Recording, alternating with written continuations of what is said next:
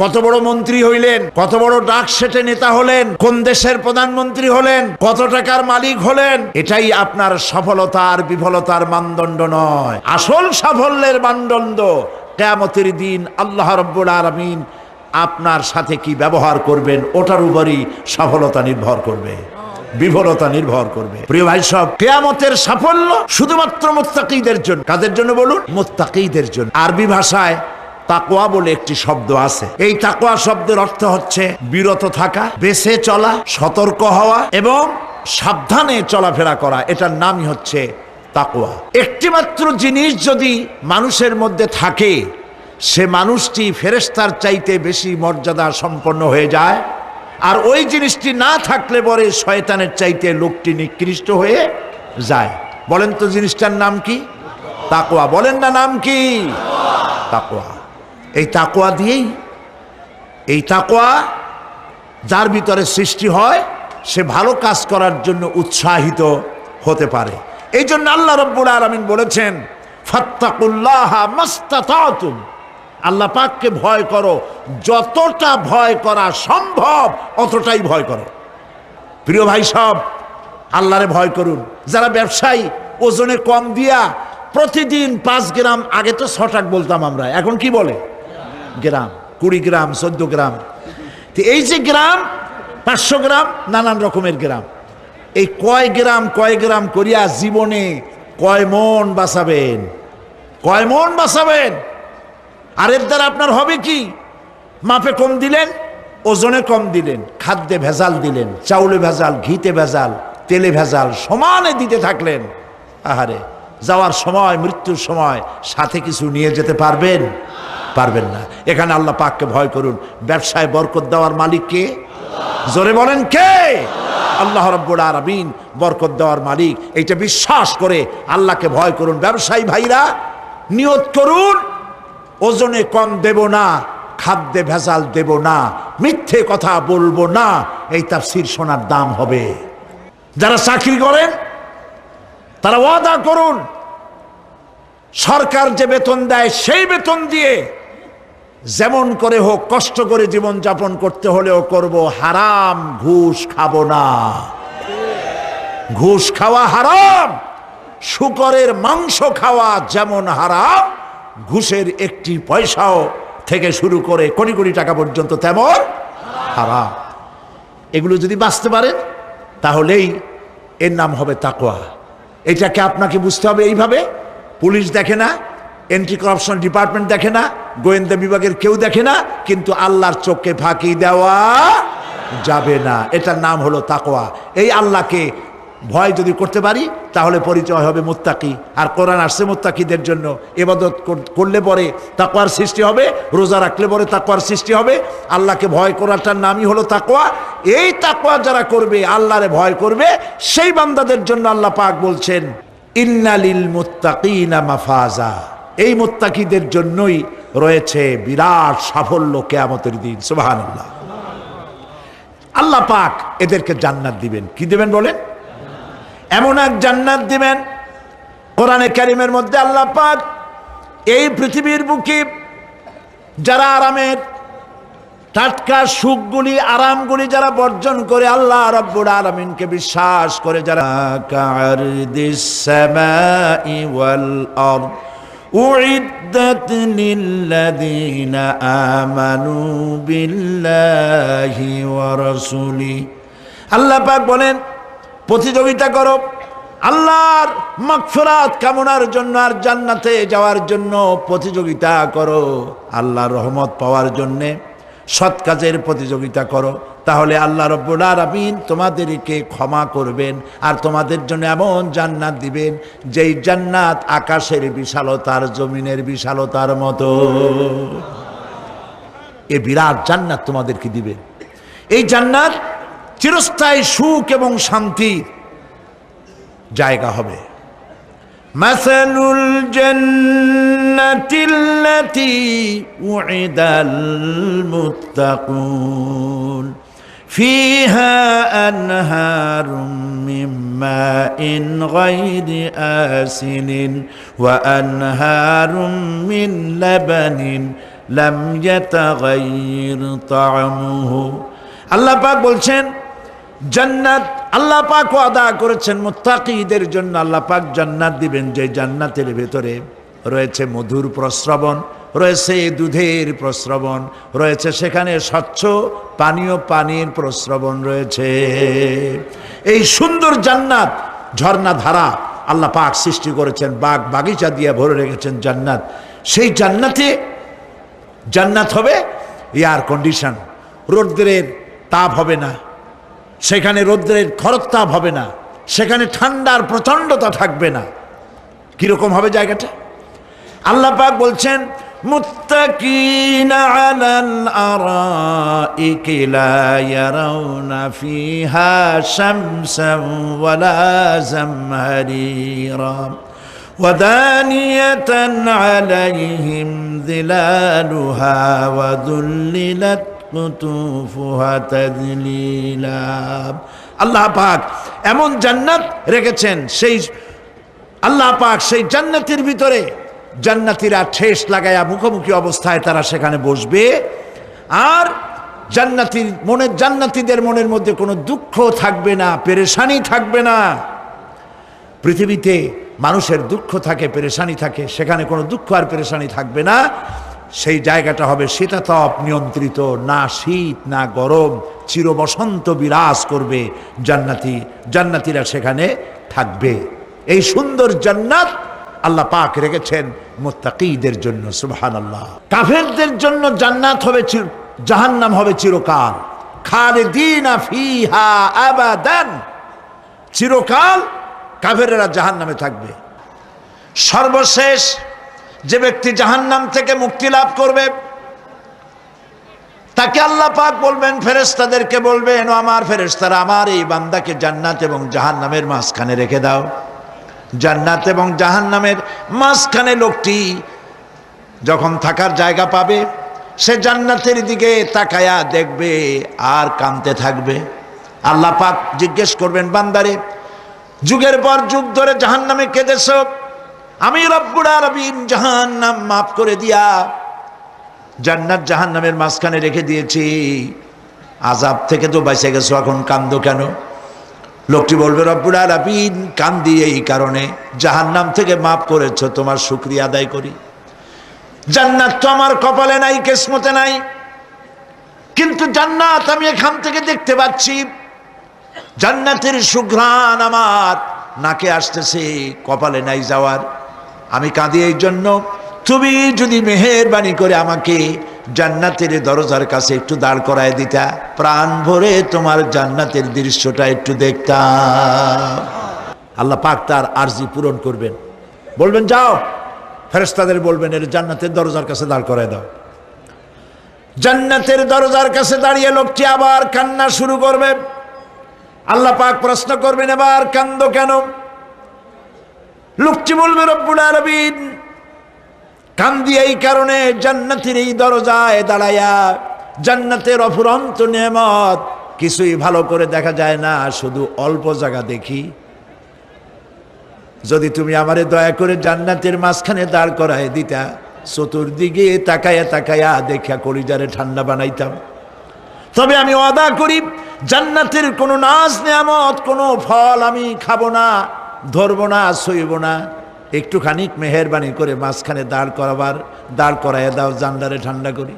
আল্লাহ রব্বুল আলামিন ফেরেশতাদের বলবেন, আমার এই বান্দারে জান্নাতের মাঝখানে দাঁড় করাইয়া দে। আল্লাহর নবী বলেন, জান্নাতের মাঝখানে দাঁড়িয়ে লোকটি আগের চাইতে আরো জোরে চিৎকার মেরে কাঁদতে থাকবে। আল্লাহ পাক বলবেন, বান্দারে কি হলো তোর? দরজার কাছে আসতে চাইছিলে, আইনা দিলাম। এবার মাঝখানে আসতে চাইছো, তাও এনে দিয়েছি। আবার কান্দো কেন? লোকটি বলবে, রব্বুল আলামিন এবার কান্দি এই জন্যে, তুমি যখন দয়া করে একটিবার জান্নাতের মাঝখানে এনে আমাকে দাঁড় করায় দিয়েছো, তুমি রহমান রহিম গফুরুর রহিম, এই জান্নাত থেকে আবার আর বাইর করে দিও না। আল্লাহ রাব্বুল আলামিন বলবেন, ও আমার বান্দারে, আমার এই জান্নাত তোর খুব পছন্দ হয়েছে নাকি?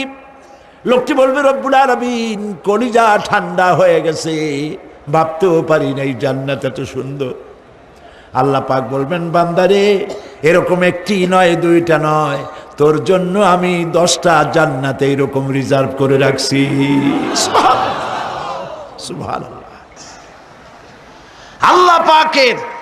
আল্লাহ পাককে ভয় করে পৃথিবীর সমস্ত পাপ থেকে যারা নিজেকে রক্ষা করবে আল্লাহ তাদের জন্য এই জান্নাত রেখে দিয়েছেন। সুবহানাল্লাহ। সেই জান্নাতের রিসিপশন আপনারা আন্দাজ করতে পারবেন না। রিসিপশন কারে কয়? কি এর প্রধানমন্ত্রী আর প্রেসিডেন্ট 4-5টা পুলিশ আর আর্মি এসে একটা ফট করে সেলুট মারলো, বাস শেষ হয়ে গেল, এরকম না। জান্নাতীদেরকে রিসিপশন দেওয়া হবে।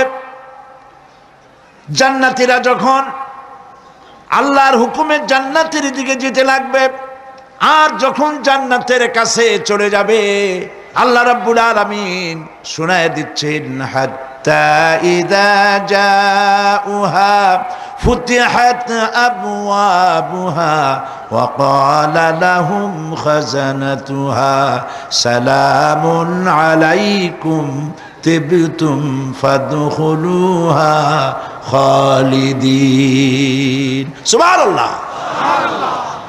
জান্নাতীরা যখন জান্নাতে প্রবেশ করার দরজার মুখোমুখি হবে, দ্বার রক্ষীগণ তখন বলবে সালামুন আলাইকুম, আল্লাহর শান্তি তোমাদের উপরে বর্ষিত হোক।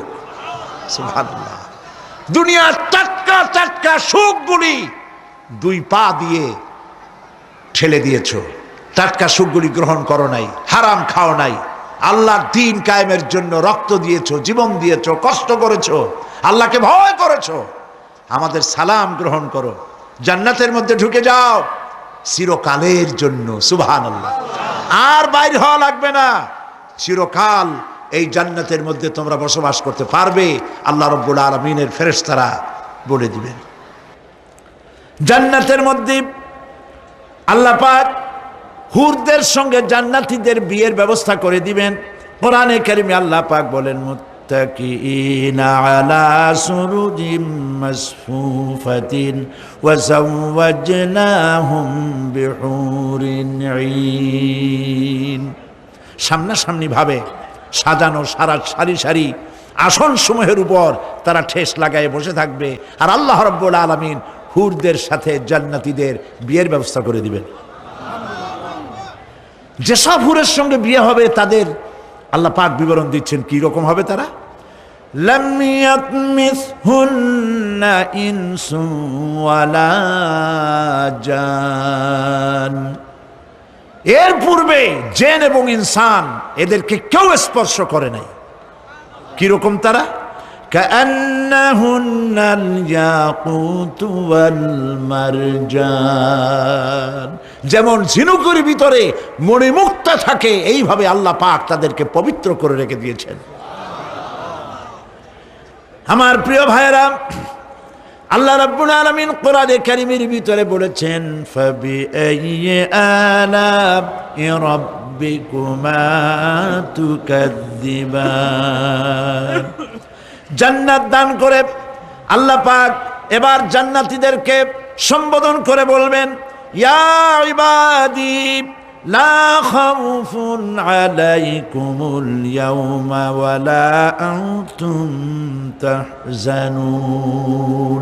হে আমার বান্দারা, লা খাউফুন আলাইকুমুল ইয়াওম, আজ আর কোনো ভয় নাই। সুবহানাল্লাহ, সুবহানাল্লাহ। আজ আর কোনো ভয় নাই, কোনো চিন্তাও নাই, আরামে এই জান্নাতের মধ্যে বসবাস করো। এরপরে আল্লাহ পাক জিজ্ঞেস করবেন, ও আমার জান্নাতীরা, আমি যেসব ওয়াদা করছিলাম আমার ওয়াদা মোতাবেক সমস্ত নিয়ামত পেয়েছো? তারা বলবে হ্যাঁ পেয়েছি, সব নিয়ামত আপনার ওয়াদা মোতাবেক সব পেয়েছি।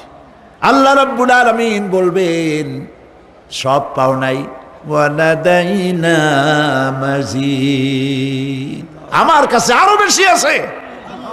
সুবহানাল্লাহ, আমার কাছে আরো বেশি আছে। জান্নাতীরা বুঝবে না সে আরো বেশিটা কি, এর থেকে আর বেশি কি। প্রিয় ভাই সব, নবী করিম সাল্লাল্লাহু আলাইহি সাল্লাম বলেছেন, জান্নাতের সুখ আর শান্তি কোন চোখ নাই যা দেখেছে, যা কোন অন্তঃকরণ নাই যা কল্পনা করতে পেরেছে। এই জান্নাত মুত্তাকিদের জন্য আল্লাহ রাখছেন, সুবহানাল্লাহ। জান্নাতীরা ভাবতেও পারবে না সেই নিয়ামতগুলি কি। প্রিয় ভাই সব, সেই মুহূর্তে আল্লাহর নবী মুহাম্মদ রাসূলুল্লাহ সাল্লাল্লাহু আলাইহি ওয়াসাল্লাম বলবেন, রব্বুল আলামিন, আমার উম্মতেরা জান্নাতীরা বুঝতে পারে নাই আপনার কাছে কি নিয়ামত আরো বেশি আছে। আমার এই উম্মতেরা জান্নাতীরা আপনার ওয়াদা মোতাবেক সব পেয়েছে, কিন্তু একটি জিনিস এখনো তাদের কিসমতে হয় নাই। সেই জিনিসটা হলো, যারা তার রবকে না দেখে শুধু কোরআন আর হাদিসের কথা শুনে আরবের ঘুম হারাম করে তাহাজ্জুদের নামাজ আদায় করেছিল, চোখের পানি ফেলেছিল, যারা জান্নাত দেখে নাই, জাহান্নাম দেখে নাই, আপনাকে ভয় করে যারা জীবন পরিচালনা করেছিল, যারা আপনাকে দেখে নাই, না দেখে শুধু কোরআন হাদিস বিশ্বাস করে যারা অকাতরে নিজেদের জীবন বিলায় দিয়েছিল, এই জান্নাতীরা এখন পর্যন্ত তার রবকে দেখতে পারে নাই।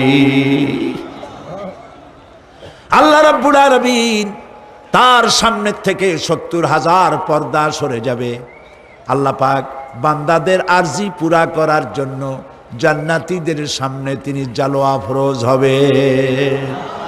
কোরআন শরীফের ভিতরে আল্লাহ পাক বলেন, জান্নাতীরা তারা আল্লাহর দিকে, জান্নাতীরা তার রবের দিকে তাকিয়ে থাকবে, আর রব তার বান্দাদের দিকে তাকায়া থাকবে। প্রাণ ভরে জান্নাতীরা রবকে দেখবে, সুবহানাল্লাহ, আল্লাহ পাককে দেখবে। প্রাণ খুলে আজ দোয়া করি, রব্বুল আলামিন, জান্নাতের যেই পরিবেশে, যেই জায়গায় তুমি দয়া করে তোমার গোলামদেরকে তুমি নিজেই দর্শন দিবে, দেখা দিবে।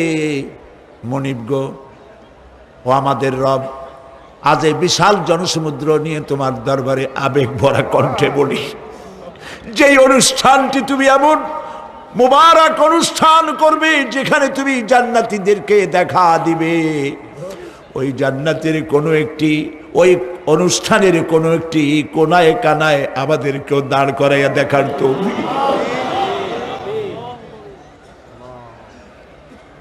প্রিয় ভাই সব, আল্লাহ রাব্বুল আলামিন মানুষের সামনে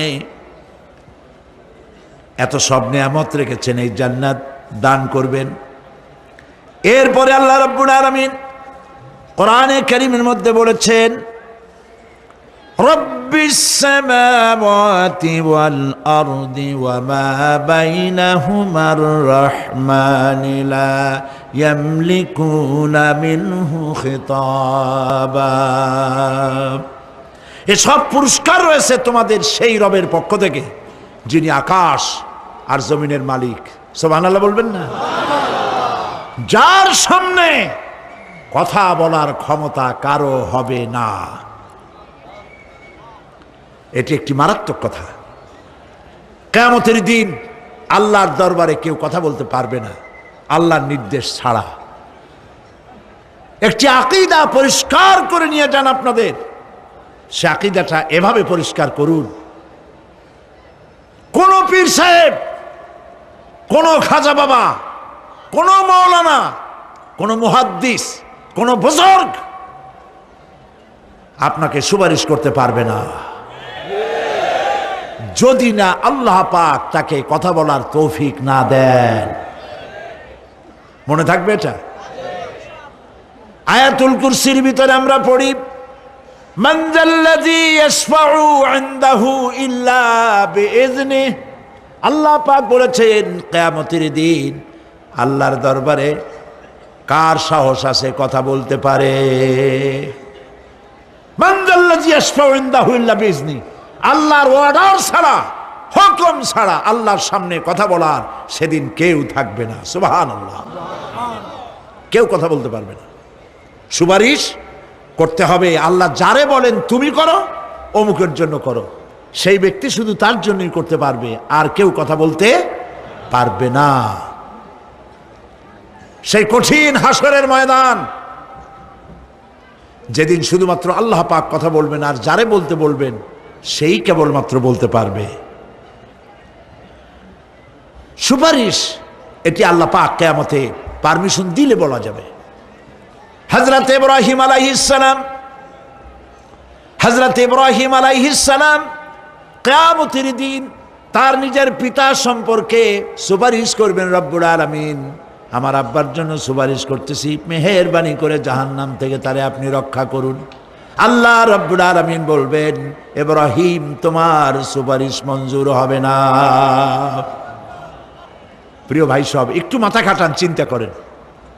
উলুল আযম পয়গম্বর, জাতির পিতা। কে জাতির পিতা? চিল্লায় বলুন, কলিজা সাফ করে ফেলুন। মুসলমানদের জাতির পিতা হাফিজ হাবি কেউ হতে পারে না।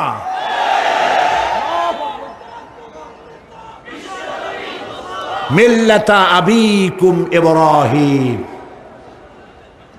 ইব্রাহিম আলাইহিস সালাম এই মিল্লাতের পিতা। সুবহানাল্লাহ। হযরত ইব্রাহিম আলাইহিস সালাম কিয়ামতের দিন বলবেন, আল্লাহ আমার আব্বার জন্য সুপারিশ করছি। আল্লাহ পাক বলবেন, মঞ্জুর হবে না। আজর তোমার পিতা হতে পারে, কিন্তু আমার খলিলকে আগুনে ফেলার জন্য নমরুদকে সে সহযোগিতা করেছে, আমি তোমার পিতাকে ক্ষমা করব না। নবী করিম সাল্লাল্লাহু আলাইহি সাল্লামকে সাহাবায়ে কেরাম জিজ্ঞেস করেছেন, হে রাসূল, আপনার আব্বা এবং আম্মার অবস্থা কি হবে? নবী করিম সাল্লাল্লাহু আলাইহি সাল্লাম কেঁদে ফেলেছেন, সব বলেছেন, আমি তাদের কোনো উপকারে আসব না। আল্লাহু আকবার। আপনি মনে করছেন নাকি যে ইয়া নবী সালাম আলাইকা বলেই অমনি নবীর সুপারিশ পাবেন? এত সহজ। কতগুলো রসগোল্লা খাইলেন আর বড় একটা মিছিল করলেন আর অমনি চলে যাবেন?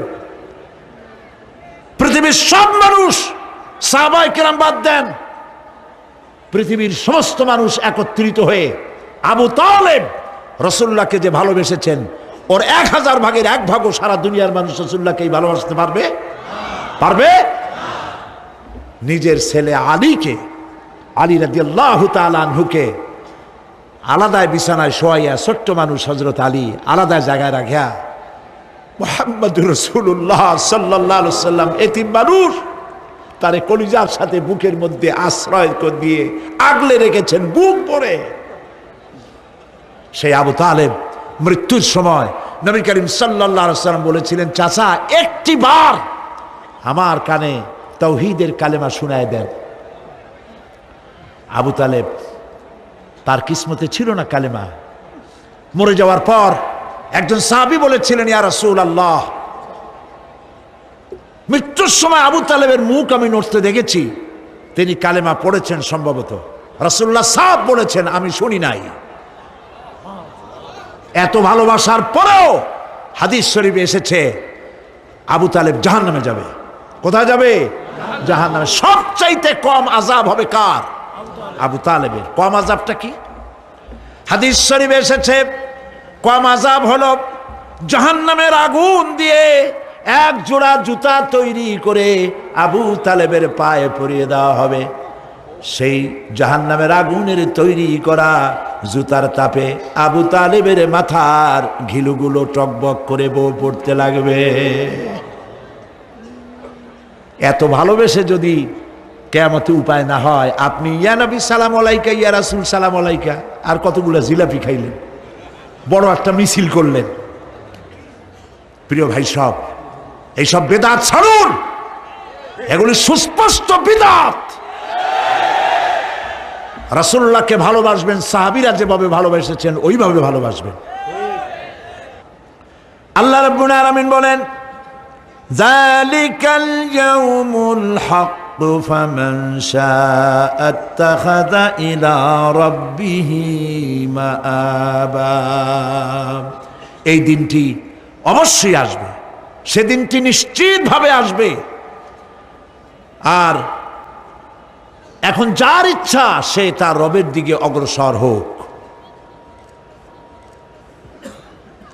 ইন্না أنذرناكم عذابا قريبا يوم ينظر المرء ما قدمت يداه ويقول الكافر يا ليتني كنت ترابا إنا أنذرناكم عذابا قريبا খুব নিকটবর্তী একটি আযাব সম্পর্কে আমি তোমাদেরকে সতর্ক করে দিলাম। কে বলতেছেন? আল্লাহ পাক। লক্ষ্য করুন আল্লাহ কি বলছেন, খুব নিকটবর্তী একটি কঠিন শাস্তি আযাব অর্থাৎ কিয়ামত, এ সম্পর্কে আমি তোমাদেরকে সতর্ক করে দিলাম। ইয়াউমা ইয়ানজুরুল মারউ মা কদ্দামাত ইয়াদা, সেদিন প্রত্যেকটি লোক যা সে পাঠিয়ে দিয়েছিল এখানে অর্থাৎ যা করেছিল সেগুলি সে দেখতে পাবে।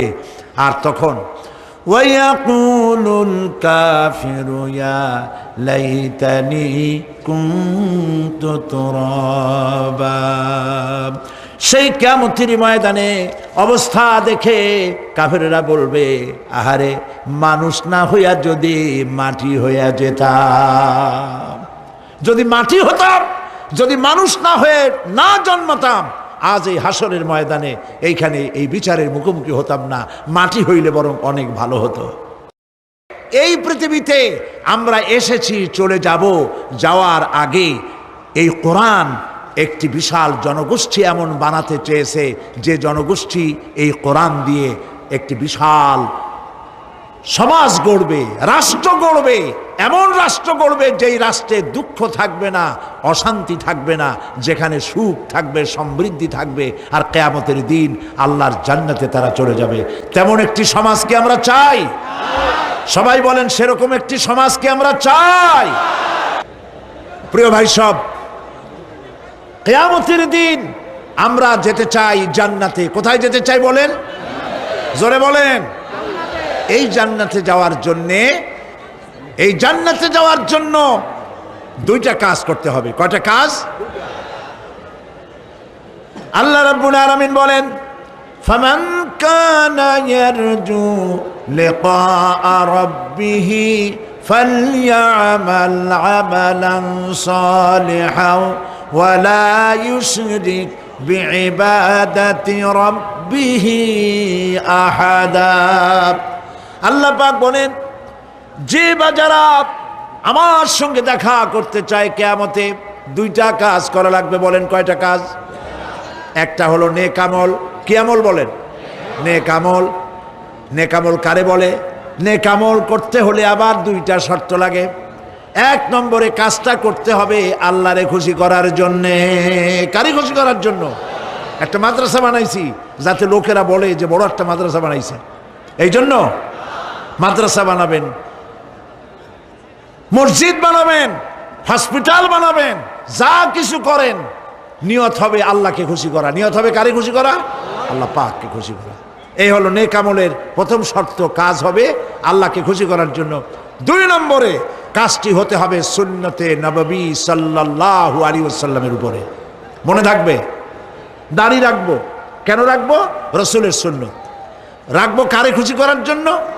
আল্লাহ খুশি করার জন্য। রাখবো কার মতো? রবীন্দ্রনাথের মতো, কার্ল মার্কসের মতো, কবির মতো নয়। রাখতে হবে কার মতো? নবীর মতো। বুঝে নেন, কাজটা হতে হবে আল্লাহকে খুশি করার জন্য। দুই নম্বরে কাজটা হতে হবে সুন্নতে নববী সাল্লাল্লাহু আলাইহি ওয়াসাল্লামের উপরে হতে হবে। তাহলে এই হলো এক নম্বর। জান্নাতে যাওয়ার জন্য, আল্লাহর সাথে দেখা করার জন্য এক নম্বরের কাজ হলো নেক আমল। বলেন এক নম্বরের কাজ কি? দুই নম্বরের কাজ ওয়ালা ইউশরিক বিইবাদাতি রাব্বিহি আহাদা। আল্লাহ রাব্বুল আলামিনের ইবাদতের সাথে কাউকে শরীক স্থাপন করা যাবে না। আমরা যারা মুসলমান, অধিকাংশ মুসলমান শিরকের ভিতরে মুবতালা হয়ে আছে। বিশ্বাস করেন কিনা বলেন? কাফেরেরা তো মুশরিক আছেই, ওরা তো মুশরিক আছেই, কিন্তু আমরা মুসলমানেরা আমাদের আমলের মধ্যে, আমাদের অজান্তে সবের নিয়তে অনেক শিরক আমরা করে বসি। নাউজুবিল্লাহ। বলেন নাউজুবিল্লাহ। এই জন্য আমি বারবার সতর্ক করি, নিজেকেও করি, আপনাদেরকেও করি। এই কারণে করি, শিরকের গুনাহ আল্লাহ মাফ করবেন না। ইন্না শিরকা লাযুলমুন আযীম, শিরক মস্ত বড় অপরাধ, জুলম, আল্লাহ মাফ করবেন না। আল্লাহর কাছে কান্দে কান্দে মাপ চাওয়া লাগবে যে আল্লাহ শিরক থেকে আমাকে রক্ষা করো, বাঁচাও। অনেক গোপন শিরক আছে। মাজারে যান, পীর সাহেবের কাছে যান, মনে যদি নিয়ত থাকে উনি ফু দিলে আমি ভালো হবই, উনি তাবিজ দিলে আমার বাচ্চা হবেই, উনি আমারে দয়া করলেই আমার ব্যবসায় উন্নতি হবেই, এইটার নাম শিরক। এটার নাম কি? ওয়াইজা সাআলতা ফাসআলিল্লাহ ওয়াইজা ইসতাআনতা ফাসতাইন বিল্লাহ। যা বলার আল্লাহরে বলো, আর যা চাওয়ার কার কাছে চাও? চিল্লায় বলেন। কলিজাটাকে পরিষ্কার করে যান আজকের মাহফিলে। এই কলিজায় কারো প্রতি কোনো ভয় রাখবো না আল্লাহ ছাড়া। ভয় করবো কারে বলেন? মহব্বত আল্লাহ ছাড়া, এত বেশি মহব্বত আর কাউকে করব না। আল্লাহ তাআলা আমাদের কলিজায় তোমার ভয় এবং মহব্বত দিয়ে ভরে দাও, রাসূলের মহব্বত দিয়ে আমাদের দিলকে ভরে দাও। বিশ্বাস করুন ভাই সাহেব, কোরআন শরীফ আমার সামনে, বিশ্বাস করুন, দেশি পীর বিদেশি পীর, খাজা বাবা দেশি এবং বিদেশি, কেউ আপনার ভাগ্য বদলাই দিতে পারবে না। এই পিছনে দৌড়ায় দৌড়ায় কোনো লাভ নয়। এতক্ষণ মসজিদের ভেতরে বসে আল্লাহর কাছে কাঁদেন। ওয়াকালা রাব্বুকুম উদউনি আস্তাজিব লাকুম। তোমার রব বলেছে আমারে ডাকো, আমি ডাকের সাড়া দিয়ে দেব। সুবহানাল্লাহ। আর আল্লাহ বলেছেন আমার ইবাদতের সাথে কাউকে শরীক করবে না। খবরদার। আলাইসাল্লাহু বিকাফিন আবদাহ। আল্লাহ প্রশ্ন করছেন, আলাইসাল্লাহু বিকাফিন আবদাহ, আমি কি আমার বান্দার জন্য যথেষ্ট নই? চিল্লায় বলুন অবশ্যই যথেষ্ট। আবার বলেন অবশ্যই যথেষ্ট। কলিজা সাফ করে ফেলেন। সম্রাট শাহজাহান, দিল্লির সম্রাট, হাবিজাবি সম্রাট না, দিল্লির সম্রাট। এখন কোথায়? কবরের মধ্যে। কবি বলতেছেন, শাহনে জাহাं को जिन्हें फक्र से देते थे बाज, शाहने जहां को जिन्हें फक्र से देते थे बाज, वाज कब्र में है सूरह अलहम्दु की मोहताज। সারা ভারতবর্ষ যারা ট্যাক্স দিয়ে নিজেকে সৌভাগ্যবান বলে মনে করত, সে আজ কবরের মধ্যে ভিক্ষুকের মতো সূরা আলহামদুর মতো একটি সূরার মুহতাজ হয়ে ভিক্ষুকের মতো শুয়ে আছে। সম্রাট শাহজাহান মসজিদে বসে আছে, এক ফকির ঘুরতেছে। লোকেরা কয় ছোটবেলা থেকেই তোমারে খয়রাত করতে দেখলাম, ভিক্ষা কি জীবনেও যাবে না তোমার? লোকটি বলছে আমি ভিক্ষা করবো ছাড়া আমার উপায়টা কি? এই লোকটি আমি ভিক্ষা করা ছাড়া করবো কি? লোকেরা তো আমার 60 টাকা 50 টাকা 100 টাকা দেয় না, 4 আনা 5 আনা 1 টাকা এই আমার দেয়, এ দিয়ে আমি বড় লোক হবো কেমন? লোকটি বলছে আচ্ছা দেখো, তুমি তো জায়গা মতো যাইতে পারো নাই, বাদশার কাছে যাও, এমন দেওয়া দেবে জীবনে আর খয়রাত করা লাগবে না। তো বাদশার কাছে কি খয়রাতি যাইতে পারে কোনোদিন? কয় হ্যাঁ এখন পারবা। কেমনে? কয় সম্রাট শাহজাহান এখন একা একা মসজিদে আছেন। তখনকার এসব বাদশারা অনেকে নামাজি ছিলেন, দিনদার ছিলেন। ফকির দরজার কাছে দাঁড়াইয়া দেখতে পাচ্ছে কেউ নাই, দেহরক্ষীরা দূরে দূরে দাঁড়ানো। বাদশাহ মসজিদের ভেতরে বসে হাত তুলে ঝুলতেছে আর কাঁদতেছে, চোখের পানি দিয়া দাঁড়িয়ে ভিজে ভিজে পড়ছে। এই দৃশ্য অনেকক্ষণ দেখলো ফকির। কিছুক্ষণ পর সম্রাট শাহজাহান মসজিদ থেকে বেরিয়ে আসছে। ফকির বলছে আসসালামু আলাইকুম হুজুর। তিনি বললেন ওয়ালাইকুম আসসালাম, চলে গেল। বাদশা বলল আমার কাছে তো কেউ আইসা কিছু না চাইয়া তো যায় না, এরে দেখলাম খয়রাতির মতো কিছু চাইলো না, বেটা ভয় করলো নাকি? এই মেয়ে এদিকে আসো। আসছে। ভয় পাইছো? কয় না ভয় পাইনি। তো কিছু যে চাইলে না? ফকির বলছে, জাহাপানা সত্যিই কিছু চাইতে আসছিলাম, তারপর চাইলে না কেন? ফকির বলছে, জাহাপানা সারা জীবন ভিক্ষা করেছি, আর আজ দিল্লির সম্রাটের কাছে বেশি পাওয়ার লোভে এসেছিলাম, কিন্তু আপনার দশা দেখা আমার জ্ঞানের চোখ খুলে গেছে। আমি লক্ষ্য করে দেখলাম, আমি সম্রাটের কাছে চাইতে এসেছি, হাত তুলি নাই, বিনয় প্রকাশ করি নাই, চোখের পানি ফেলি নাই, কিন্তু লক্ষ্য করে দেখলাম দিল্লির সম্রাট আমার চাইতেও বড় ভিক্ষুকের মতো। আবার কোন সম্রাটের কাছে হাত তুলে কান্দে? আমার জ্ঞানের চোখ খুলে গিয়েছে, আমি বুঝতে পেরেছি সম্রাট কান্দে যেই সম্রাটের কাছে, তারে ছাড়া আর কারো কাছে জীবনে চাইব না। এই কথাই সূরা ফাতিহায় প্রত্যেক দিন পড়ি, বুঝি না কি পড়ি। ইয়াকা না'বুদু ওয়া ইয়াকা নাস্তাঈন। আয় আল্লাহ, একমাত্র তোমার গোলামি করি আর তোমার কাছে সাহায্য চাই, তুমি ছাড়া কারো কাছে সাহায্য চাই না। কলিজা সাফ করুন।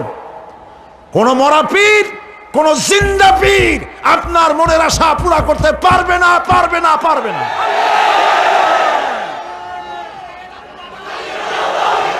আর আজ থেকে কোন মাজারে টাকা দিবেন না, পয়সা দিবেন না, আগরবাতি দিবেন না, মোমবাতি দিবেন না, গোলাপ পানি দিবেন না। কারা কারা দিবেন না হাত উঁচু করে দেখা। সুবহানাল্লাহ, আলহামদুলিল্লাহ, লা ইলাহা ইল্লাল্লাহ। সুবহানাল্লাহ, আলহামদুলিল্লাহ, লা ইলাহা ইল্লাল্লাহ। সুবহানাল্লাহ,